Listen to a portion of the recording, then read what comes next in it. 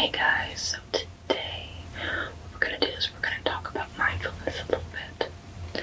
So, I'm sure you all have heard about a little bit about mindfulness. It's pretty popular, it's sort of trendy. It seems like everybody is talking about it, and there's a reason for that. It's because mindfulness is beneficial for a variety of different things. It helps reduce depression, anxiety. It can be helpful for like ADHD, and it just helps improve the quality of your life. So first, let's start off with, this isn't the perfect definition, but let's just talk about what is mindfulness. It's basically, essentially, it's you choosing to be aware of the moment, this present moment, on purpose, in a non-judgmental fashion, being able to be a good observer of what's going on inside your body, outside your body, etc. It's being able to, like a spotlight, being able to choose what you're going to focus on instead of just being reactive and going with your emotions.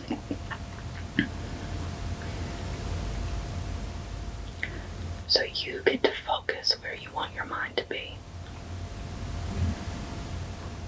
So you can choose, if you want to focus on your emotions, you get to decide that. If you want to take the spotlight and focus on what's happening in your body, you decide that.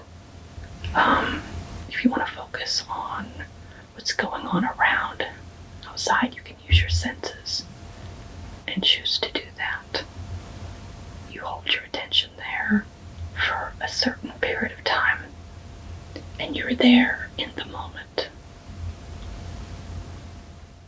There's a variety of different types of ways of practicing mindfulness.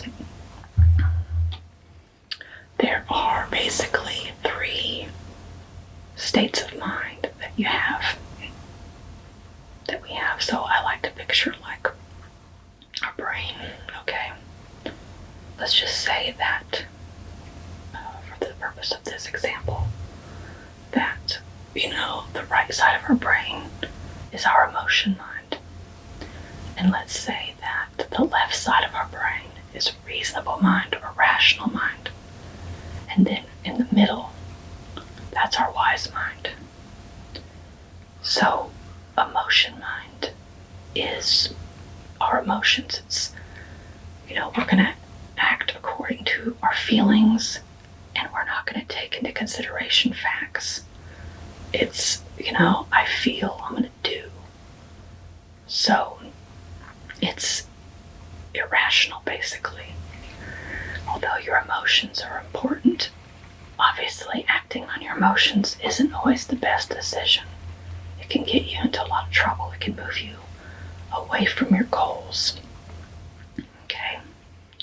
So I'm sure you've heard somebody say, I don't know why I did that. I was out of my mind when I did that. That's kind of a good pointer. Yeah, you're probably in emotion mind if you've had that happen.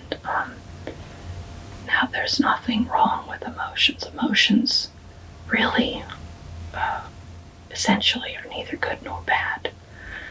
But having really intense emotions that might not be appropriate for the situation for you can be a problem. So, our reasonable mind or rational mind is essentially the part of our brain that ignores values or feelings. It's just literally looking at the facts, what needs to get done. It's the robotic part of our brains, okay? So, emotion mind is important. Our emotions must be validated. And our rational part of our brain must be validated too. We have to be able to access our emotions, validate those, and also look at the facts in order to get into wise mind. And wise mind is that middle ground. It's the balance between emotions and rational mind. I like to think of wise mind as being this well, okay? Let's just assume that we all have this well of wisdom within us. We all have that. We all have God's law written in our hearts, on our hearts. And I like to think of wise mind as that we all know, like essentially right from wrong. Basically, it's just we suppress it, right? We block it. And our emotions can do that. And also, facts can do that, especially having the wrong facts and having emotions that don't fit the facts. So, it's like that well of wisdom, and the emotion mind is a cover. It's a well cover, and rational mind is a well cover. So in order to get into the wise mind, we have to open the emotional part. We have to open the rational part, and then we can go down and get into wise mind and access what will help us to be effective to move towards our goals. Okay. So basically, what we do when we practice mindfulness, and we're going to be doing like observing with the facts only, using our senses, so being like a scientist, which is really hard to do because all of those thoughts and images and feelings that we have in our bodies, we often use those and treat those as facts. And so when we're able to take a step back and kind of step outside of those, we can label them and say, yeah, that is a thought, or that is a feeling, instead of, is this true, or is this really what I'm observing? We can observe our thoughts and feelings as just that, thoughts and feelings. And it's really difficult. It takes a lot of practice because our brains are wired in such a way that we use our past experiences to fill in gaps, right? So, even from a young age, we're taught, like when we look at faces, that's a happy face, that's a sad face. Or, like we see our family members and we get really good at like forming those judgments where we think, yeah, he's in a bad mood, or she's in a bad mood, or she's angry at me. And we end up making a lot of assumptions. So we end up interpreting our observations and feelings and bridging the gap to where we're saying, yeah, this is a fact, this is the way it is. And unfortunately, you have to be a mind reader in order to do that because we can be wrong.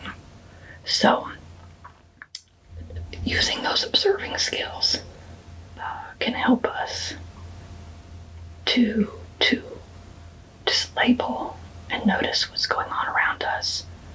And that's the first step, is when you can't change something unless you're able to observe it. Okay, so observing skills and being able to do that in a non-judgmental way is really, really important.